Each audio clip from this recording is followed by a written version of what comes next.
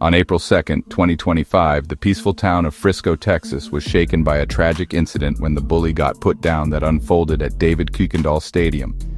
A track and field event turned into the scene of a fatal confrontation between two high school students, Austin Metcalf and Karmelo Anthony. The incident, which culminated in the fatal stabbing of Metcalf, sent shockwaves through the community and ignited a debate about bullying, self-defense, and media responsibility. The case quickly became a tragic example of how quickly a life can be lost, and how difficult it can be to separate fact from fiction in the age of social media. The incident has left a community grappling with grief and searching for answers. The Metcalf case serves as a stark reminder of the fragility of life and not to be a bully, and the devastating consequences of unresolved conflict. This video aims to provide my viewpoints and opinions of the events leading up to the altercation by using various articles and reports, along with video breakdowns, the incident itself, and its aftermath, while acknowledging the complexities and differing perspectives surrounding the case. Austin Metcalf, a junior at Memorial High School, may be a son, brother, and friend to many, but he decided to be a bully and put his hands on people that he didn't know. And the way I see it, him and his brother were the aggressive ones. His life, tragically cut short at the age of 17, was full of promise. He was known for his infectious smile, his love for sports, and his unwavering loyalty to his family and friends. Those who knew him best described him as a kind and gentle soul, always willing to lend a helping hand. Austin was an avid athlete, excelling in both football and track. He dreamed of playing college football and had already garnered attention from several universities for his skills on the field. Off the field, he was a dedicated student with a passion for history and a natural curiosity about the world around him. His family remembers him as a loving son and a protective older brother. He shared a close bond with his younger brother and was always there to offer guidance and support. His mother described him as her rock, a source of strength and joy in her life. Austin's untimely death left a void in the lives of those who loved him. His family and friends are left grappling with the unimaginable pain of losing someone so young and full of life. So he should have minded his business. Maybe he'd still be here. The community mourns the loss of a promising young man whose potential will never be fully realized. But all of that means nothing to me because he should have went and got security or an authority figure.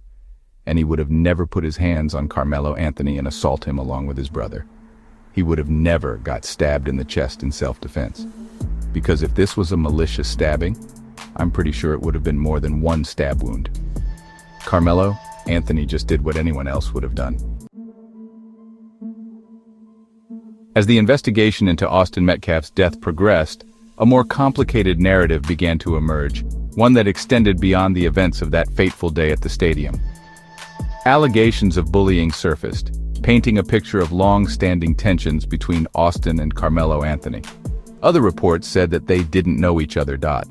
So I don't know what to believe. Social media posts and online forums became breeding grounds for speculation and accusations. Some sources claimed Austin and his brother had bullied Karmelo in the past. These ranged from verbal harassment to physical intimidation.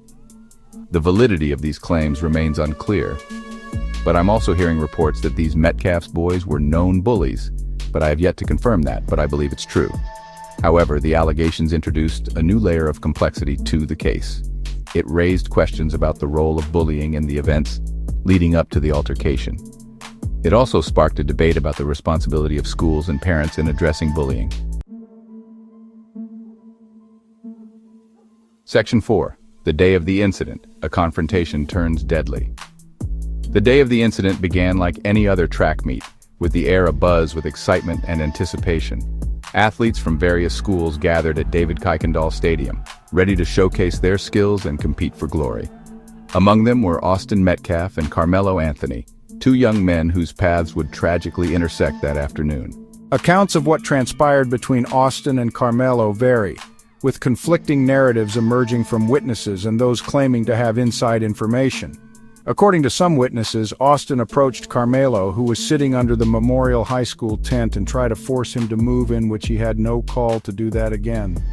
I reiterate, if it was that serious, he should have went and called security or an authority figure. Words were exchanged, the tone escalating quickly from a seemingly innocuous request to a heated confrontation.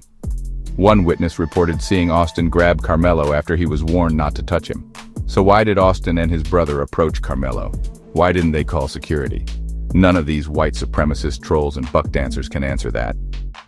What happened next remains unclear, with some accounts suggesting that a physical altercation ensued and reportedly Austin Metcalf punched Karmelo Anthony in the face and grabbed him, while others maintain that Karmelo, fearing for his safety, reacted instinctively, pulling out a knife and stabbing Austin once in the chest.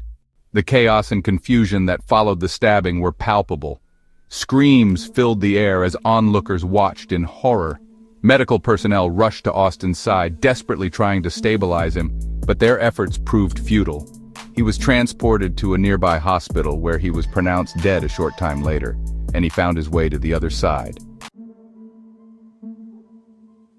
In the aftermath of the incident, questions began to arise about whether Karmelo's actions could be justified as self-defense, which, in my eyes, it is self-defense. Some witnesses claimed that Austin had been the aggressor, while others believed that Karmelo had overreacted to a situation that could have been resolved without violence. But those two Metcalf brothers had no business trying to tell somebody where they can and can't sit at. If it was that big a deal, they should have went to an authority figure or security. The legal definition of self-defense requires that the person claiming it must have believed they were in imminent danger of bodily harm. And this belief must be reasonable under the circumstances, in which I believe 2-on-1 falls under that. This raised the question, did Karmelo genuinely fear for his life, or was there more to the story? Which asks a question if 250-pound-plus linebackers come and physically attack you and take your phone out of your hand and smash it on the ground, along with trying to take your book bag and grabbing you, okay? Wouldn't you feel some type of way? The community was divided, with some rallying behind Karmelo, arguing that he had every right to protect himself, in which he did, while others mourned Austin's death and demanded justice. And I don't really care, just like they don't care when black people are being taken out. The incident quickly caught the attention of the media, turning it into a sensational story that dominated headlines. Local news outlets were flooded with reports, interviews, and opinions, each one adding fuel to the fire of public debate. In a lot of these, public news outlets are lying and omitting facts when reporting this case, along with certain media personnel on social media and national news media. As a black man covering this case, I saw firsthand how the media's portrayal of the incident influenced public perception. Some reports painted Karmelo as a violent individual, while others focused on Austin's past, scrutinizing his behavior and character, in which the Metcalf kid messed around and found out. The media frenzy only intensified the public outcry, with protests and rallies being organized by both sides. Social media became a battleground of opinions, with hashtags and viral posts spreading like wildfire. It was clear that this case was more than just a tragic incident. It had become a symbol of broader social issues including race, violence, and justice. In the wake of the incident, the community struggled to find a path forward. The tragic event left a lasting impact on everyone involved, prompting difficult conversations and soul-searching.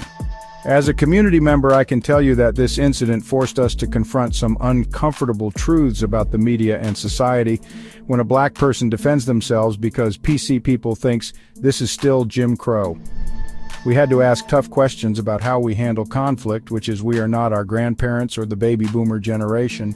We don't go along to get along how we perceive each other and what kind of community we want to be. From a leadership perspective, it was essential to address the social and racial aspects of the incident. We needed to ensure that justice was served, but also that we were working towards healing and unity. The future remains uncertain, but one thing is clear. The incident at David Kuykendall Stadium will not be forgotten. It serves as a stark reminder of the complexities of human interaction and the importance of empathy, understanding, and justice in our society. But until I hear more information, I quote Niem, going with that, Metcalf boys were at fault.